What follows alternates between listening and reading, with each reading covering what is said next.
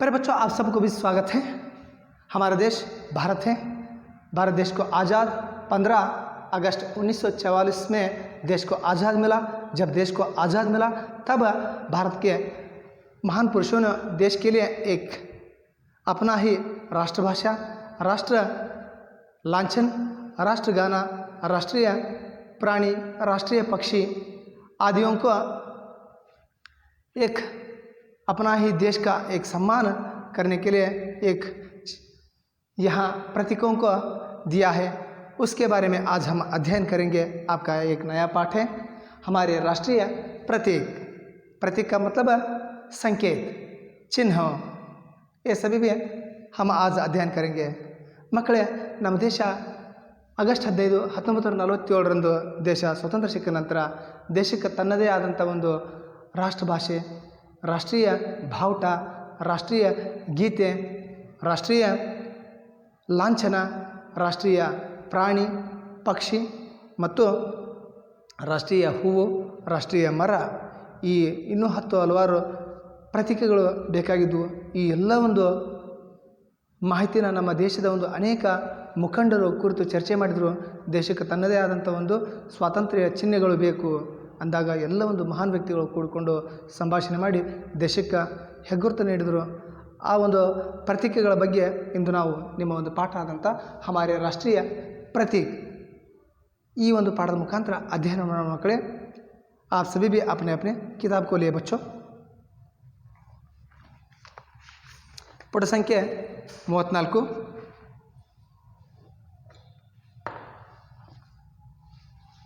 Page number 34। देखो, इस पाठ के द्वारा आप क्या सीख सकते हैं, इस पाठ का आशय भी क्या है। छात्र इस पाठ के द्वारा राष्ट्रीय प्रतीकों का परिचय प्राप्त करते और उनका सम्मान करना सीख सकते हैं। देखो, इस पाठ के द्वारा आप सभी भी राष्ट्रीय प्रतीकों का परिचय प्राप्त करते हुए उनका सम्मान करना सीख सकते हैं। देखो, हमारा देश में रहने वाला प्रतीक यानी चिन्हों को आप सभी भी जल्दी से जल्दी सीख सकते हैं और उसका परिचय प्राप्त कर सकते हैं और उसके बावजूद उसका सम्मान देना, गौरव देना, ये सभी भी आप सीख सकते हैं। ಮಕ್ಕಳೇ, ಈ ಪಾಠದ ಮುಖಾಂತರ ನಿಮಗೆಲ್ಲರಿಗೂ ನಮ್ಮ ರಾಷ್ಟ್ರೀಯ ಚಿಹ್ನೆಗಳು ಯಾವ್ಯಾವು ಅನ್ನೋದು ನಿಮಗೆ ಗೊತ್ತಾಗತ್ತೆ. ಜೊತೆಗೆ ಅವುಗಳಿಗೆ ನಾವೇನು ಮಾಡಬೇಕು, ಆದರ, ಗೌರವ, ಸನ್ಮಾನ ನೀಡೋದನ್ನು ನಾವಿಲ್ಲಿ ಕಲಿತೀವಿ ಅನ್ನೋದನ್ನು ಈ ಪಾಠದ ಮುಖಾಂತರ ನಾವೆಲ್ಲರೂ ತಿಳ್ಕೊತೀವಿ ಅಂತ ಹೇಳಿದ್ರೆ ತಪ್ಪಾಗಲಾರ್ದು. ಮಕ್ಕಳೇ, पाठ की ओर ध्यान रखिए। स्वतंत्र देश की पहचान करने वाले चिन्ह राष्ट्रीय प्रतीक कहलाते हैं। भारत के राष्ट्रीय प्रतीक ये है। देखो, स्वतंत्र देश की पहचान करने वाला हर एक राष्ट्र को भी एक चिन्ह होता है, वही राष्ट्रीय चिन्ह कहलाता है। राष्ट्रीय प्रतीक का मतलब क्या है, इस तरह आपको कोई भी एक प्रश्न पूछा गया तो राष्ट्रीय प्रतीक का मतलब क्या है, इस तरह आपको प्रश्न पूछे गए तो जिस देश स्वतंत्र की पहचान करने वाले हैं उसका एक चिन्ह रहता है, उसे ही हम क्या कहते हैं, राष्ट्रीय प्रतीक या राष्ट्रीय चिन्ह कहलाते हैं। और भारत के राष्ट्रीय प्रतीक ये है। ಮತ್ತೆಲ್ಲಿ ಮಕ್ಕಳೇ ಹೇಳ್ತಾರೆ, ಸ್ವತಂತ್ರ ದೇಶದ ಒಂದು ತಿಳಿಸಿಕೊಡುವಂಥ ಒಂದು ಸಂದೇಶಗಳು, ಸಂಕೇತಗಳು ಯಾವ್ಯಾವ ಅಂದಾಗ ಆ ದೇಶದ ಒಂದು ರಾಷ್ಟ್ರೀಯ ಚಿಹ್ನೆಗಳು ಅಂತ ನಾವು ಹೇಳ್ಬೋದು. ಆ ಒಂದು ರಾಷ್ಟ್ರೀಯ ಚಿಹ್ನೆಗಳು ಯಾವ್ಯಾವು ಅಂದರೆ ನೋಡ್ರಿ ಮಕ್ಕಳೇ, ಹೇಳ್ತಾರೆ ಅವರು, राष्ट्रीय ध्वज। देखो, जिस देश को राष्ट्र ध्वज होता है उस देश का गौरव, शान बढ़ता है और हम सभी भी राष्ट्र ध्वज को समान रूप से देखना चाहिए। हमारा देश को पहले राष्ट्र ध्वज किस प्रकार बनना है, इस तरह अनेक समस्या उद्भव हुआ था। बाद में देश के प्रमुख नायकों ने क्या किया, राष्ट्र ध्वज किस प्रकार होना है, कितना रंग उसमें भरना है और उस रंग का मतलब क्या है, ये सभी भी बहुत से विचार विनिमय करते हुए इस राष्ट्र ध्वज का निर्माण किया है। बच्चों, इस राष्ट्रीय ध्वज के बारे में यहाँ बताया, देखो उस पर देखिए। भारतीय ध्वज में 3 रंग है। आप सभी भी देखा है। राष्ट्रीय ध्वज में यानी भारतीय ध्वज में कितने रंग है? भारतीय ध्वज में 3 रंग है। हमारा भारतीय ध्वज में 3 रंग है। हमारा राष्ट्रीय ध्वज में यानी हमारा भारतीय राष्ट्रीय ध्वज में 3 रंग है। ನಮ್ಮ ಒಂದು ಸ್ವತಂತ್ರ ಭಾರತ ದೇಶದ ಬಾವುಟದೊಳಗ ಎಷ್ಟು ಬಣ್ಣಗಳಿಂದ ಕೂಡಿದಾವೆ ಅಂದರೆ ಮಕ್ಕಳೇ 3 ಬಣ್ಣಗಳಿಂದ ಕೂಡಿದಾವು। वो कौन सा रंग है? देखिए केसरिया। देखो केसरिया ये ऊपर रहने वाला रंग है। इस रंग का क्या प्रतीक है? इस रंग केसरिया रंग का प्रतीक है त्याग और वीरता पराक्रम के प्रतीक है। देखो केसरिया रंग त्याग वीरता और शूरता का प्रतीक है। ಮಕ್ಕಳೇ ಈ ಒಂದು ಭಾರತದ ಧ್ವಜದೊಳಗ ನಾವು ಮೇಲೆ ಕಾಣುವಂಥ ಒಂದು ಬಣ್ಣ ಯಾವುದಂದಾಗ ಅದು ಕೇಸರಿ. ಕೇಸರಿಯ ಬಣ್ಣದ ಒಂದು ಮಹತ್ವತೆ ಏನು? ಅದನ್ನು ಕೇಸರಿ ಬಣ್ಣನ ಯಾಕೆ ಕೊಟ್ಟರು? ಕೆಂಪು ಬಣ್ಣ ಕೊಡ್ಬೋದಿತ್ತು, ನೀಲಿ ಬಣ್ಣ ಕೊಡ್ಬೋದಿತ್ತು, ಹಳದಿ ಬಣ್ಣ ಕೊಡ್ಬೋದಿತ್ತು.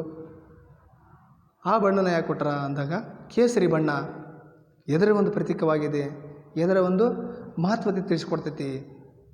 ನಮ್ಮ ದೇಶಕ್ಕೆ ಸ್ವಾತಂತ್ರ್ಯಕ್ಕೋಸ್ಕರ ಹೋರಾಡಿದಂಥ ಅನೇಕ ಮಹಾನ್ ವ್ಯಕ್ತಿಗಳ ತ್ಯಾಗ, ಬಲಿದಾನ, ವೀರತೆ, ಶೂರತೆಯ ಒಂದು ಸಂಕೇತ ತಿಳಿಸ್ಕೊಡೋದು ಯಾವುದು ಅಂದಾಗ ಕೇಸರಿ ಬಣ್ಣ.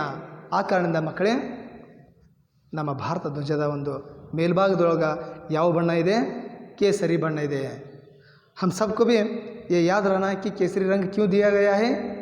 हमारे देश की आज़ाद के लिए जो महान व्यक्ति ने अपने प्राण को त्याग बलिदान किया है और उनकी शूरता, पराक्रमता और शौर्यता ये सब के प्रतीक है वो केसरिಯ ರಂಗ್ है।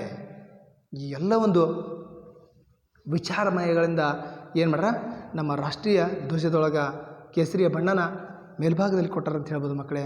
और सफ़ेद रंग इसका अर्थ क्या है? आगे देखिए, सफ़ेद रंग शांति और पवित्रता का निशान है, निशानी है। देखो सफ़ेद ही रंग क्यों दिया है, काला रंग क्यों ना दिया है? सफ़ेद रंग का अर्थ है शांति और पवित्रता की निशान है। देखो आप सबको भी ये बताते हैं कि सफ़ेद रंग का अर्थ है शांति और पवित्रता की निशानी वो सफ़ेद रंग है। ಮತ್ತು ಮಕ್ಕಳು ಹೇಳ್ತಾರ ಈ ಒಂದು ಬಿಳಿ ಬಣ್ಣ ಯಾಕೆ ಕೊಟ್ಟಾರ ಅಂದಾಗ ಧ್ವಜದೊಳಗೆ हमारा देश शांति का प्रतीक है। आप सबको भी मालूम है देश को आज़ादी महात्मा गांधी जी ने शांति और सत्य से, अहिंसा से दिलाया है। इसलिए इस सफ़ेद रंग को वहाँ दिया है। ಈ ಒಂದು ಬಿಳಿಯ ಬಣ್ಣ ಎದರ ಒಂದು ಪ್ರತೀಕ ಅನ್ನೋದಾದ್ರೆ ಶಾಂತಿ ಮತ್ತು ಪಾವಿತ್ರತೆ ಈ ಒಂದು ಪ್ರತೀಕವಾಗಿತ್ತು ಅಂದರೆ ತಪ್ಪಾಗಲಾರದು ಮಕ್ಕಳೇ। ನಮ್ಮ ದೇಶ ಇಡೀ ಒಂದು ಜಗತ್ತಿನಾದ್ಯಂತ ನಾವು ದೇಶಗಳ ಒಂದು ಸ್ವಾತಂತ್ರ್ಯ ನೋಡಿದಾಗ, ನಮ್ಮ ದೇಶದ ಒಂದು ಸ್ವಾತಂತ್ರ್ಯತೆ ನೋಡಿದಾಗ ಎಲ್ಲ ಒಂದು ದೇಶಗಳು ಅಹಿಂಸೆಯ ಮುಖಾಂತರ, ಕ್ರೌರ್ಯತೆ ಮುಖಾಂತರ ದೇಶಕ್ಕೆ ಸ್ವಾತಂತ್ರ್ಯ ಪಡ್ಕೊಂಡ್ರ, ನಮ್ಮ ದೇಶ ಶಾಂತಿ, ಅಹಿಂಸೆ, ಸತ್ಯತೆ ಮುಖಾಂತರ ನಮ್ಮ ದೇಶಕ್ಕೆ ಸ್ವಾತಂತ್ರ್ಯ ಸಿಕ್ಕೈತಿ। ಈ ಒಂದು ಶಾಂತಿ ಪ್ರಿಯರು ಯಾರಂದಾಗ ಅದು ಭಾರತೀಯರು। ಆ ಕಾರಣದಿಂದ ನಮ್ಮ ಒಂದು ಭಾರತದೊಳಗೆ ಶಾಂತಿಯ ಒಂದು ಸಂಕೇತವಾಗಿ ಬಿಳಿ ಬಣ್ಣ ನೀಡಿದ್ದಾರೆ ಮಕ್ಕಳೇ। ಅವ್ರ ಪಾವಿತ್ರತೆ, ಇಲ್ಲಿ ಪಾವಿತ್ರತೆ ನಿಮಗೆಲ್ಲರಿಗೂ ಗೊತ್ತಿರ್ಬೋದು। ನಮ್ಮಲ್ಲಿ ಪಾವಿತ್ರತೆ ಅನ್ನೋದು ಬಹಳಷ್ಟು ಮಹತ್ವತ। ಯಾವುದು ಒಂದು ಪಾವಿತ್ರತೆ ಅನ್ನೋದು ನಿಮ್ಗೆ ತಿಳಿತೈತಿ। ಮಡಿ ಗಿಡಿ ಅಂತಾರೆ, ಮನೆಯೊಳಗೆ ಪೂಜಾ ಪುನಸ್ಕಾರ ಮಾಡೋದ್ರೊಳಗೆ ಪಾವಿತ್ರತೆ ಕಾಯ್ಕೋರಿ ಅಂತಾರೆ। ನಿಮ್ಮ ಮನೆಯೊಳಗೆ ಪೂಜೆ ಗೀಜೆ ಮಾಡೋದ್ರೊಳಗೆ ನೀವು ಸ್ನಾನ ಗೀನ ಮಾಡಲಾರ್ದು ಹೋಗಿ ಪ್ರಸಾದಿಸ್ಕೊಳಕ್ಕೆ ಅಂದ್ರೆ ನಿಮ್ಮ ತಂದೆ ತಾಯಿ ಹೇಳ್ತಾರೆ ಮಕ್ಕಳೇ, ಹೋಗಪ್ಪ ದೇವ್ರ ಪೂಜೆ ಅದ್ದದು, ಅದಕ್ಕೇನು ಮಾಡಬಾರ್ದು, ಅಪಹಾಸ್ಯ ಮಾಡಬಾರ್ದು। ಆ ಒಂದು ತನ್ನಲ್ಲಿರುವಂಥ ಒಂದು ಶಕ್ತಿ, ದೈವಿ ಗುಣ ಇರ್ತೈತಿ, ಅದನ್ನು ನಾವು ಉಳಿಸ್ಕೋಬೇಕು। ಆ ಪಾವಿತ್ರತೆ ಅನ್ನೋದು ಕಾಯ್ಕೊಳ್ಬೇಕು। ಹೋಗು ಸ್ನಾನ ಮಾಡಿ ಬಾ, ನಂತರ ಪ್ರಸಾದ ತಗೋ ಅಂತ ನಾವು ಅನ್ನೋದನ್ನು ನಾವು ಮನೆಯೊಳಗೆ ಎಲ್ಲರೂ ನೋಡಿರ್ತೀವಿ। ಹಂಗೆ ಈ ಒಂದು ಪಾವಿತ್ರತೆ ಮತ್ತು ಶಾಂತಿಯ ಸಂಕೇತ ಯಾವುದಂದಾಗ ಅದು ಬಿಳಿ ಬಣ್ಣದ ಒಂದು ಮಧ್ಯಭಾಗ ಅಂತ ನಾವು ಹೇಳ್ಬೋದು ಧ್ವಜದೊಳಗೆ। और हरा रंग समृद्धि और खुशहाली का प्रतीक है।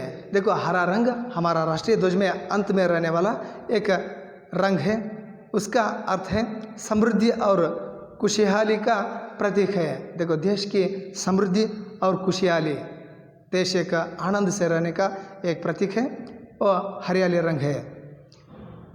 ಈ ಒಂದು ಹಸಿರು ಬಣ್ಣದ ಒಂದು ಪ್ರತೀಕ ಏನಂದಾಗ ಈ ಒಂದು ಧ್ವಜ ದೇಶ ಸಮೃದ್ಧಿ ಮತ್ತು ಎಲ್ಲರೂ ಆರೋಗ್ಯದಿಂದ ಇರೋ ಒಂದು ಸಂಕೇತ, ಎಲ್ಲರ ಒಂದು ಸಡಗರ ಸಂತೋಷದ ಒಂದು ಪ್ರತೀಕ ಯಾವುದಾಗ ಅದು हसीरू बಣ್ಣ ಅಂದರೆ तप्पागलारದು मकड़े। बीच में नीले रंग का अशोक चक्र है। देखो सफ़ेद रंग है ना, उसके बीच में क्या है, एक अशोक चक्र है।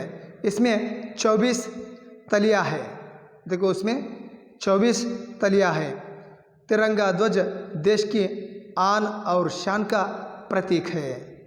देखो बीच में बाउट के बीच में क्या है, अशोक चक्र है, उसमें 24 तलिया है और तिरंगा ध्वज देश की आन और शान की प्रतीक है। ನಮ್ಮ ಒಂದು ಭಾರತ ಧ್ವಜದೊಳಗೆ ಮಧ್ಯದೊಳಗೆ ಅಶೋಕನ ಒಂದು ಚಕ್ರ ಇದೆ। ಆ ಅಶೋಕನ ಚಕ್ರದೊಳಗೆ 24 ಗೆರೆಗಳಿದಾವೆ। और 24 तलिया क्यों दिया है? एक दिन के लिए कितना घंटा है? 24 घंटा है। 24 घंटों में हम देश के लिए क्या रहना है, देश की रक्षा के लिए सदा सिद्ध रहना चाहिए। देश की रक्षा को और देश के नाम को बढ़ाने के लिए और देश को आगे बढ़ाने के लिए हम सभी एक है, हम सभी भारतवासी है, इस तरह बोलने के लिए इस 24 तलिया को दिया गया है। ಈ ಒಂದು ಮಧ್ಯದೊಳಗಿರುವಂಥ ಒಂದು ಅಶೋಕ ಚಕ್ರನ ಒಂದು ಚಕ್ರದೊಳಗೆ 24 ಗೆರೆಗಳಿದಾವೆ। ಆ 24 ಗೆರೆಗಳು ಎದರ ಪ್ರತೀಕ ಆಗಿವೆ ಅಂದ್ರೆ ದೇಶದ 24 ಗಂಟೆ, ಒಂದು ದಿನಕ್ಕೆ 24 ಗಂಟೆಗಳು, ನಾವು 24 ಗಂಟೆಗಳು ಏನಿರ್ತೀವಿ ದೇಶದ ಒಂದು ಆಪತ್ತು ವಿಪತ್ತಿ ಬಂದಾಗ ಅಥವಾ ದೇಶದ ಒಂದು ಹೆಸರನ್ನು ಬೆಳೆಸೋಕ್ಕಾಗೋ ಆಯಿತು ನಾವೆಲ್ಲರೂ ಸಿದ್ಧರಿದ್ದೇವೆ ಅನ್ನೋ ತಿಳಿಸ್ಕೊಡೋ ಒಂದು ಸಂಕೇತ ಯಾವುದಂದಾಗ ಅದು ಅಶೋಕನ ಚಕ್ರ ಅಂತ ಹೇಳಿದ್ರೆ ಮಕ್ಕಳೇ ತಪ್ಪಾಗಲಾರ್ದು। और तिरंगा ध्वज देश की आन और शान का प्रतीक है। ಈ ಒಂದು ನಮ್ಮ ಒಂದು ತ್ರಿವರ್ಣ ಧ್ವಜ ನಮ್ಮ ದೇಶದ सम्मान ಮತ್ತು ವೈಭವದ ಪ್ರತೀಕ, आन और शान का प्रतीक है। ಈ ಒಂದು ನಮ್ಮ ದೇಶದ ಒಂದು सम्मान और वैभव का प्रतीक है, हमारा राष्ट्रीय तिरंगा ध्वज है। ಈ ಒಂದು ನಮ್ಮ ದೇಶದ ಒಂದು ಸನ್ಮಾನ ಮತ್ತು ವೈಭವದ ಒಂದು ಪ್ರತೀಕ ಯಾವುದು, ಅದು ನಮ್ಮ ದೇಶದ तिरंगा ध्वज ಅಂದರೆ ತಪ್ಪಾಗಲಾರದು ಮಕ್ಕಳೇ। और राष्ट्रीय चिन्ह, हमारा राष्ट्रीय चिन्ह देखिए वहाँ, हमारा राष्ट्रीय चिन्ह अशोक स्तंभ से लिया गया है। हमारा राष्ट्रीय चिन्ह को अशोक स्तंभ से लिया गया है। वहाँ 4 मुखों वाला सिंह है, यानी शेर है। बीच में धर्म चक्र है। चक्र की एक और सांड और दूसरी और घोड़े का चित्र है। नीचे हिंदी में सत्यमेव जयते लिखा हुआ है। देखो हमारा राष्ट्रीय चिन्ह अशोक स्तंभ से लिया गया है। अशोक का एक शिलाशासन, उसमें रहने वाला स्तंभ से उस चिन्ह को लिया गया है। उसमें 4 मुखों का शेर का एक दृश्य है और 4 मुख यानी 4 मुख वाले शेर है। बीच में एक धर्म चक्र है, उसके चक्र की एक और सांड है और दूसरी और एक घोड़े है, घोड़े का चित्र है। नीचे सत्य, हिंदी में सत्यमेव जयते लिखा हुआ है। आप सबको भी मालूम है हमारा राष्ट्रीय चिन्ह को अशोक स्तंभ से लिया गया है। उसमें 4 मुख वाला शेर का चित्र है। बीच में एक धर्म चक्र का चक्र भी है और उसके एक और सांड है, दूसरी और घोड़ा है। और नीचे हिंदी में लिखा गया सत्यमेव जयते, एक वाक्य भी उसे नीचे लिखा गया है। ನಮ್ಮೊಂದು ರಾಷ್ಟ್ರೀಯ ಚಿಹ್ನೆ ಒಳಗೆ ನಮ್ಮ ರಾಷ್ಟ್ರೀಯ ಚಿಹ್ನೆ ಯಾವುದಂದಾಗ ಅಶೋಕನ ಒಂದು 4 ಮುಖಗಳ ಒಂದು ಸಿಂಹ, ಅಶೋಕನ ಒಂದು ಶಾಸನದ ಒಂದು ಶಿಲಾಸ್ತಂಭದ ಒಂದು ಏನು ಮಾಡ್ರ ಕಂಬದಿಂದ ಈ ಒಂದು ರಾಷ್ಟ್ರೀಯ 4 ಮುಖಗಳ ಸಿಂಹ ಉಳ್ಳಂಥ ಒಂದು ಸ್ತಂಭದ ಒಂದು ಚಿತ್ರ ತೆಗೆದುಕೊಂಡಿದ್ದಾರೆ। ಈ ಒಂದು ಚಿತ್ರನ ನೀವು ಈಗಾಗಲೇ ನಿಮ್ಮ ಬಾಜು ನಿಮ್ಮ ಕಡೆ ಇರುವಂಥ ಹಣದೊಳಗೆ ನೀವು ನೋಡ್ತೀರಿ, ನೋಟ್ನೊಳಗೆ ನೋಡ್ತೀರಿ ಅಥವಾ ಕಾಯಿನ್ ಮಕ್ಕಳೇ ತಡ್ರಿ ತೋರಿಸ್ತೀವಿ. ಈ ಒಂದು ಕಾಯಿನ್ ಒಳಗೂ ನಾವೆಲ್ಲ ಏನು ಕಾಣ್ತೀವಿ, ನಮ್ಮ ರಾಷ್ಟ್ರೀಯ ಚಿಹ್ನೆಯನ್ನು ಕಾಣ್ತೀವಿ. 4 ಮುಖಗಳ ಸಿಂಹದ ಚಿತ್ರನ ಕಾಣ್ತೀವಿ. ನಮಗೆ ಕಾಣೋದು 3 ಮುಖ, ಆದರೆ ಅದಕ್ಕೆ ಹಿಂದೂ ಇನ್ನೊಂದು ಏನೈತಿ, ಪೀಛೆ ಭಿ ಅವ್ರ ಏಕ ಸಿರ್ ಹೈ ಉಸೆ. ಹಿಂದೂ ಒಂದು ಮುಖ ಐತಿ. 4 ದಿಕ್ಕಿನೊಳಗೂ ದೇಶದ ಒಂದು ರಕ್ಷಣೆ ಕಾಯ್ತೀನಿ, ಶೂರನಂಗ ವೀರನಂಗ ಅನ್ನೋ ತಿಳಿಸ್ಕೊಡೋದು. चारों तरफ से शेर की तरह देश की रक्षा करता है, ऐसा ही इसका अर्थ है. और बीच में एक धर्म चक्र है, यानी धर्म का रक्षा करते हुए देश को आगे बढ़ाएंगे, इस तरह उसका भी एक प्रतीक है. और चक्र के नीचे एक और सांड का अर्थ है बैल. या मैंने आपको लिखा है सांड बैल, कन्नड़ में यत्तु. और दूसरी तरफ घोड़े का चित्र है. ಈ ಒಂದು ಅಶೋಕನ ಸ್ತಂಭದೊಳಗಿರುವಂಥ ಸಿಂಹನ ತೆಗೆದುಕೊಂಡ್ರೆ ಆ ಒಂದು ಮಧ್ಯದೊಳಗೆ ಒಂದು ಧರ್ಮಚಕ್ರ ಇದೆ. ಧರ್ಮನ ನಾವು ರಕ್ಷಣೆ ಮಾಡುತ್ತಾ ಈ ಒಂದು ದೇಶನ ಕಾಯ್ತೀವಿ ಅನ್ನೋ ಒಂದು ಪ್ರತೀಕ ಐತಿ. ಜೊತೆಗೆ ಆ ಒಂದು ಸ್ತಂಭದ ಕೆಳಗೆ ಆ ಒಂದು ಏನು ಚಕ್ರದ ಒಂದು ಸೈಡು ಏನೈತಿ, ಒಂದು ಸೈಡ್ ಎತ್ತು, ಇನ್ನೊಂದು ಸೈಡ್ ಕುದುರೆ ಇದೆ.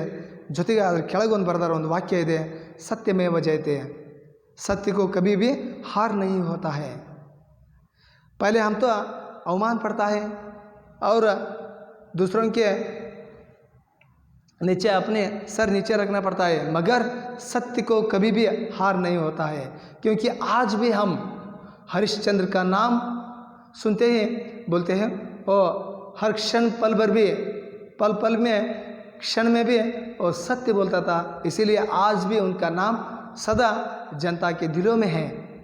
जो व्यक्ति सत्य से जीता है, यानी लोगों को एक मार्गदर्शक है, वो हरिश्चंद्र अपना जीवन को बिताते हैं, उसका नाम सदा याद रहता है.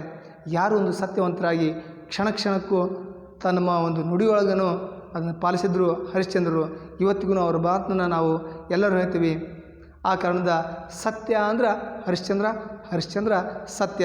ಆ ಕಾರಣದಿಂದ ನಮ್ಮ ಒಂದು ಮಂಡೂಕೋಪನಿಷತ್ತಿನಿಂದ ಈ ಒಂದು ವಾಕ್ಯ ತೆಗೆದುಕೊಂಡಿದ್ರೆ ಮಕ್ಕಳೇ, ಮಂಡೂಕೋಪನಿಷತ್ತಿನೊಳಗಿರುವಂಥ ಒಂದು ವಾಕ್ಯ ಸತ್ಯಮೇವ ಜಯತೆ ಅನ್ನೋ ಒಂದು पंक्तिಯಿಂದ ಈ ಒಂದು सत्यमेव जयते ತೆಗೆದುಕೊಂಡಿದ್ದಾರೆ ಮಕ್ಕಳೇ. वहाँ आपका तीसरा चिन्ह है, यानी प्रतीक है राष्ट्रीय गाना. राष्ट्रीय गाना, भारत का राष्ट्र गाना जन गण मन है.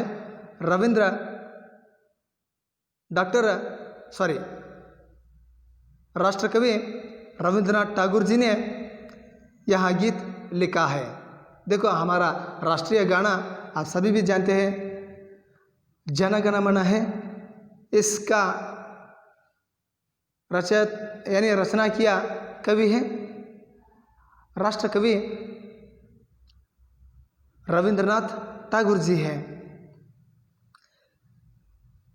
राष्ट्रगाना राष्ट्रीय समारोह में और राष्ट्रीय पर्व तथा विद्यालयों में गाया जाता है. इसको गाने में 52 सेकंड का समय लगता है. राष्ट्रगाना की धुन सुनते ही खड़े होकर सम्मान देना हमारा कर्तव्य है. देखो आगे यहाँ बताता है कि हमारा और एक प्रतीक है ರಾಷ್ಟ್ರೀಯ ಗಾನ. ನಮ್ಮ ದೇಶದ ಇನ್ನೊಂದು ರಾಷ್ಟ್ರೀಯ ಒಂದು ಚಿಹ್ನೆ ಯಾವುದು ಅಂದಾಗ ಅದು ನಮ್ಮ ದೇಶದ ಒಂದು ರಾಷ್ಟ್ರೀಯ ಹಾಡು. ಅದು ಯಾವುದು ಅಂದಾಗ ನಮ್ಮ ಒಂದು ರಾಷ್ಟ್ರ ಕವಿಗಳಾದಂಥ ರವೀಂದ್ರನಾಥ್ ಠಾಗೂರ್ ಅವರು ಈ ಒಂದು ಗೀತೆನ ರಚನೆ ಮಾಡಿದ್ದಾರೆ. ये आपका राष्ट्रीय गाना है. इस राष्ट्रीय गाना का लिखित कवि है रविंद्रनाथ ठाकुर जी हैं. और राष्ट्रगाना राष्ट्रीय समारोहों में और राष्ट्रीय पर्व तथा विद्यालयों में गाया जाता है.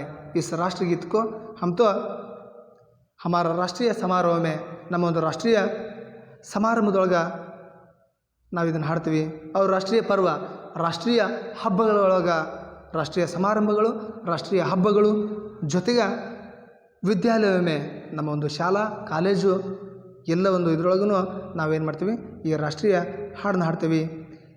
और इसको गाने में 52 सेकेंड में समय लगता है. ಈ ಒಂದು ಹಾಡನ್ನ ನಾವು ಎಷ್ಟು ಸೆಕೆಂಡ್ ಒಳಗೆ ಮುಗಿಸ್ಬೇಕು ಮಕ್ಕಳೇ? 48ರಿಂದ 52 ಸೆಕೆಂಡ್ನೊಳಗೆ ಈ ಹಾಡನ್ನ ನಾವು ಮುಗಿಸ್ಬೇಕು ಮಕ್ಕಳೇ. राष्ट्रगाना की धुन सुनते ही खड़े होकर सम्मान देना हमारा कर्तव्य है. ರಾಷ್ಟ್ರೀಯ ಒಂದು ಹಾಡನ್ನ ನಾವು ಏನಾದರೂ ಕೇಳಿದ್ರೆ ನಾವೆಲ್ಲರೂ ಸ್ತಬ್ಧವಾಗಿ ಒಂದು ಕ್ಷಣ ಎದ್ದು ನಿಂತು ಆ ಹಾಡಿಗೆ ಗೌರವ ಸಲ್ಲಿಸೋದು ನಮ್ಮೆಲ್ಲರೂ ಒಂದು ಆದ್ಯವಾದಂಥ ಕರ್ತವ್ಯ ಮಕ್ಕಳೇ. ಆ ಕಾರಣದಿಂದ ರಾಷ್ಟ್ರೀಯ ಗೀತೆ ಹತ್ತಿದ್ಕೊಂಡು ನೀವೆಲ್ಲರೂ ಏನು ಮಾಡಿರಿ, ಸ್ತಬ್ಧವಾಗಿ ನಿಂದರಿ ಮಕ್ಕಳೇ. राष्ट्रीय प्राणी आपका अगले चिन्ह है. राष्ट्रीय प्राणी बाघ हमारे देश का राष्ट्रीय प्राणी है. बाघ सुंदरता और शक्ति का प्रतीक है. इसके शरीर पर दरिया होती है. यह पशु जंगलों में तथा राष्ट्रीय अभयारण्यों में पाया जाता है. देखो, और एक हमारा राष्ट्रीय चिन्ह है. बाघ हमारा देश का एक राष्ट्रीय प्राणी है. ನಮ್ಮ ದೇಶದ ಒಂದು ರಾಷ್ಟ್ರೀಯ ಪ್ರಾಣಿ ಯಾವುದಂದಾಗ ಮಕ್ಕಳೇ, ಇವತ್ತು ಅದು ಹುಲಿ ಅಂತ ಹೇಳ್ಬೋದು. ಬಾಘ್ ಸುಂದರತಾ ಅವ್ರ ಶಕ್ತಿ ಕಾ ಪ್ರತೀಕ್ ಹೇ. ಈ ಒಂದು ಹುಲಿ ಎದರ ಒಂದು ಪ್ರತೀಕವಾಗಿದೆ ಮಕ್ಕಳೇ. ಸುಂದರತೆ ಮತ್ತು ಶಕ್ತಿಯ ಒಂದು ಪ್ರತೀಕ ಯಾವುದಂದಾಗ ಅದು ಹುಲಿ. इसके शरीर पर दरिया होती है. ಈ ಒಂದು ಹುಲಿಯ ಒಂದು ದೇಹದ ಮ್ಯಾಗ ಒಂದು ಕರಿಯಾದಂಥ ಒಂದು ಪಟ್ಟಿಗಳು ನಾವೇನು ಮಾಡ್ತೀವಿ, ಪಟ್ಟಿನ ನಾವು ಕಾಣ್ತೀವಿ ಮಕ್ಕಳೇ. ಈ ಒಂದು ರೇಖೆಗಳು ಕರಿಯಾದಂಥ ಒಂದು ಪಟ್ಟಿಯ ಒಂದು ರೇಖೆಗಳನ್ನ ನೀವು ಹುಲಿಯ ಒಂದು ಚಿತ್ರ ನೋಡೋದಾಗ ಇಲ್ಲೇ ನಿಮಗೆಲ್ಲರಿಗೂ ಗೊತ್ತಾಗ್ಬಿಡ್ತೈತೆ ಮಕ್ಕಳೇ. ಈ ಒಂದು ಕರಿ ಪಟ್ಟಿಗಳನ್ನ ಇಲ್ಲಿ ಕಾಣೋದು ನಾವು ಕಾಣ್ಬೋದು. यहाँ पशु जंगल में तथा राष्ट्रीय अभयारण्य में पाया जाता है. ಈ ಒಂದು ರಾಷ್ಟ್ರೀಯ ಪ್ರಾಣಿ ಎಲ್ಲೆಲ್ಲಿ ನಮಗೆ ಕಾಣ ಸಿಗ್ತೈತಿ ಅಂದಾಗ ಇದು ಕಾಡಿನೊಳಗಾತು ಮಕ್ಕಳೇ, ಅಥವಾ ಹುಲಿಯ ಅಭಯಾರಣ್ಯಗಳು ಅಂತದಾವು ಮಕ್ಕಳೇ.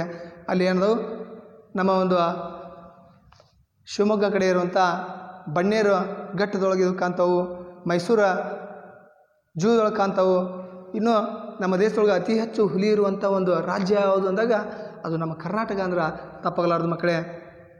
ಸುಮಾರು 310 ಹುಲಿಗಳು ಇರುವಂಥ ಒಂದು ರಾಜ್ಯ ಯಾವುದಂದಾಗ ಅದು ನಮ್ಮ ಒಂದು ಕರ್ನಾಟಕ ರಾಜ್ಯ ಅಂತ ನಾವು ಹೇಳ್ಬೋದು ಮಕ್ಕಳೇ. ಹುಲಿ ನಮ್ಮ ಒಂದು ರಾಷ್ಟ್ರೀಯ ಚಿಹ್ನೆ ಮಕ್ಕಳೇ. राष्ट्रीय पक्षी हमारा देश का राष्ट्रीय पक्षी मोर है. इसके पंख रंग बिरंगे होते हैं.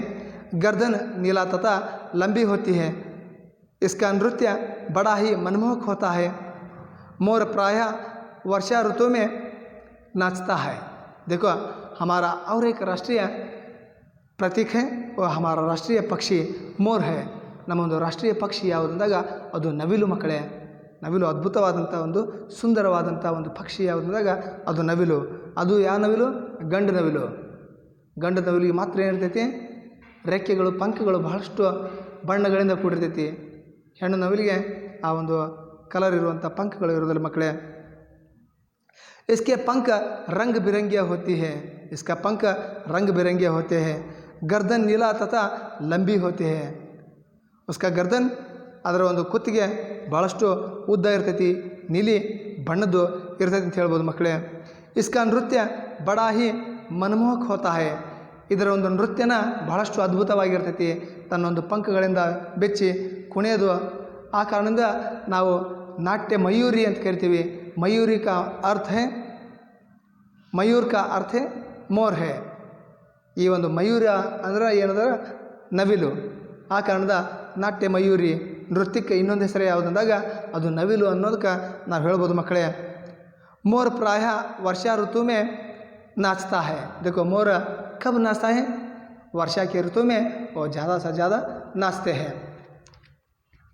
ಈ ಒಂದು ನವಿಲು ಯಾವಾಗ ಕುಣಿತೈತಿ ಅಂದಾಗ ಮಳೆಗಾಲದೊಳಗೆ ಬಹಳಷ್ಟು ಅದ್ಭುತವಾಗಿ ತನ್ನ ಒಂದು ರೆಕ್ಕೆಗಳನ್ನ ಬಿಚ್ಚಿ ಭಾಳಷ್ಟು ಸಣ್ಣ ಆನಂದದಿಂದ ಕುಣಿತೈತಿ ಅಂತ ಹೇಳ್ಬೋದು ಮಕ್ಕಳೇ. और आपके पाठ में दिए गए अंतिम राष्ट्रीय प्रतीक है और राष्ट्रीय पुष्प है. कमल भारत का राष्ट्रीय पुष्प है. यह सत्य और पवित्रता का प्रतीक है. कमल तालाबों और झीलों के कीचड़ में खिलता है. इसकी जड़ें पानी में नीचे होती है. पत्ते और पुष्प ऊपर होते हैं. देखो, हमारा भारत देश का राष्ट्रीय पुष्प है वो कमल है. यह कमल ಸತ್ಯ और ಪವಿತ್ರತಾ का एक प्रतीक है. ನಮ್ಮ ಒಂದು ರಾಷ್ಟ್ರೀಯ ಪುಷ್ಪ ಯಾವುದು ಅಂದರೆ ಮಕ್ಕಳೇ, ಅದು ಕಮಲದ ಹೂವು ಅಂತ ಹೇಳ್ಬೋದು. ಈ ಒಂದು ಕಮಲದ ಹೂವು ಸತ್ಯ ಮತ್ತು ಪಾವಿತ್ರತೆಯ ಒಂದು ಪ್ರತೀಕ ಅಂತ ಹೇಳ್ಬೋದು. ಕಮಲ್ ತಾಲಾಬ್ और जिलों के कीचड़ में खिलता है. ಈ ಒಂದು ನಮ್ಮ ಕಮಲ ಎಲ್ಲಿ ಅರಳ್ತೈತೆ ಅಂದ್ರೆ ಕೆರೆ ಮತ್ತು ಹೊಳೆ ಒಳಗೆ ಅರಳ್ತೈತೆ ಅಂತ ಹೇಳ್ಬೋದು. ಅದು ಕೆಸರಿನಿಂದ ಕೂಡಿದಂಥ ರಾಡಿ ಒಳಗೆ ಇದು ಹೂವು ಅರಳ್ತೈತೆ ಅಂತ ಹೇಳ್ಬೋದು. इसके जड़े पानी के नीचे होती है. ಇದರ ಒಂದು ಬೇರುಗಳು ಎಲ್ಲಿರ್ತಾವೆ ಅಂದ್ರೆ ನದಿಯ ಒಳಗೆ ಆಳದೊಳಗಿರ್ತಾವೆ. और उसके पत्ते और पुष्प ऊपर होता है. ಇದರ ಒಂದು ಎಲೆ ಮತ್ತು ಹೂವು ಮೇಲಿರ್ತೈತಿ ಅಂತ ಹೇಳ್ಬೋದು ಮಕ್ಕಳೇ. ये सभी चिन्ह देश की स्वतंत्रता, एकता और गौरव का प्रदर्शित करते हैं. इसका सम्मान करना हमारा कर्तव्य है. ये सभी चिन्ह देश की स्वतंत्रता, एकता और गौरव को प्रदर्शित करते हैं. इसका सम्मान करना हम सबका भी कर्तव्य है.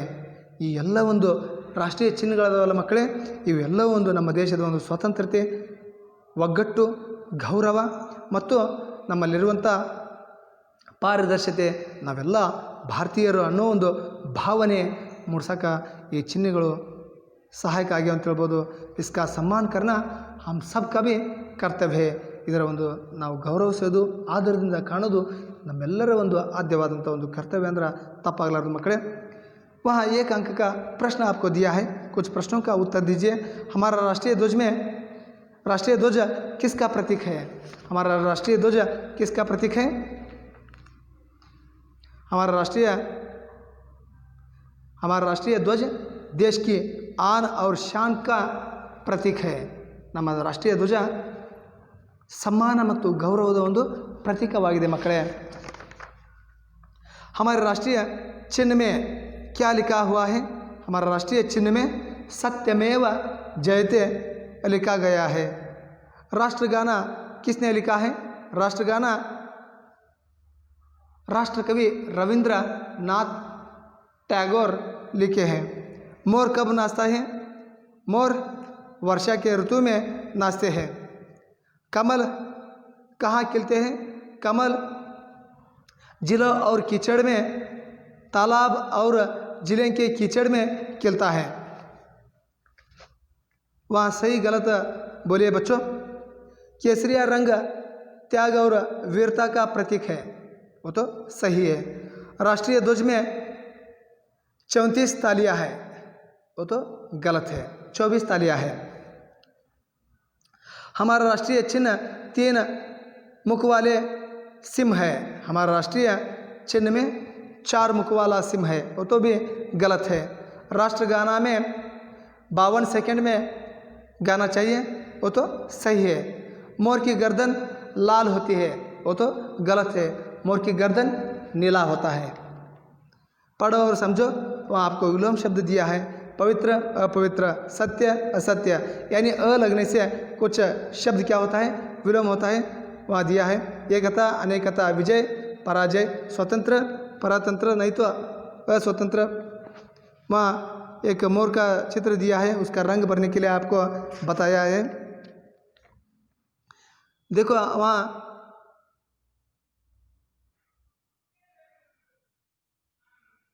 सोचो, सही शब्द चुनो और चित्र में आगे लिखो. यहाँ कुछ आपको पुट संख्या 38 देखिए, वहाँ देखो और आपको वहाँ लिखने के लिए दिया है. वहाँ मोर का चित्र दिया है पहले, उसे हम क्या कहते हैं? राष्ट्र पक्षी कहते हैं. और अशोक चक्र दिया है. तीसरा राष्ट्रध्वज दिया है. चौथा राष्ट्रीय प्राणी दिया है. और पांचवा राष्ट्रीय चिन्ह दिया है. और छठी राष्ट्र पुष्प दिया है वहाँ. और का, के, की से बने वाक्य पढ़ो और समझो. आपको बताया है, आप तो घर में पढ़ो. और नीचे दी गए तालिके से अक्षरों को चुनकर सार्थक शब्द आपको बनाने के लिए बताया है. पहले देखिए, वहाँ एक उदाहरण के लिए भारत दिया है. और उसी तरह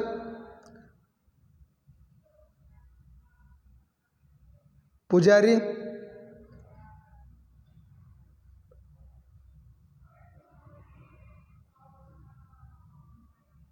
सारी,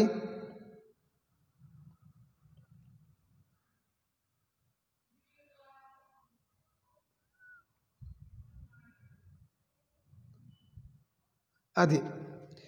नमूने के अनुसार एक सही शब्द आपको लिखने के लिए वहाँ बताया है। राष्ट्रीय पक्षी मोर है, राष्ट्रीय खेल हॉकी है, राष्ट्रीय फल आम है, राष्ट्रीय फूल कमल है, राष्ट्रपिता महात्मा गांधी जी हैं।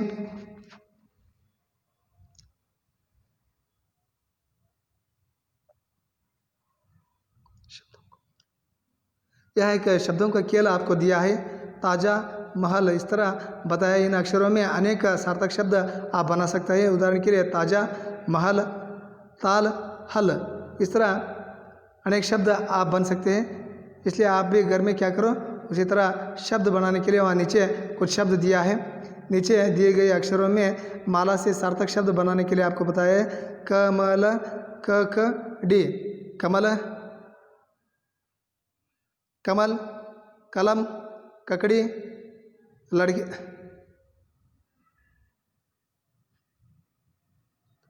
लकड़ी, कड़ी। उसी तरह मानस रोवर, मानस सरोवर, मानव, मानस सरोवर, मान पर रस। सहनशीलता, सहनशीलता, सहनशीलता, लता, ताल, नल, हल आदि इस तरह शब्द आते हैं। बच्चों, आप सभी भी घर में क्या करो और एक बार अभ्यास करो। अगले क्लास में, अगले पार्ट में आपको मैं मिलूँगा। आप सबको भी बहुत बहुत धन्यवाद।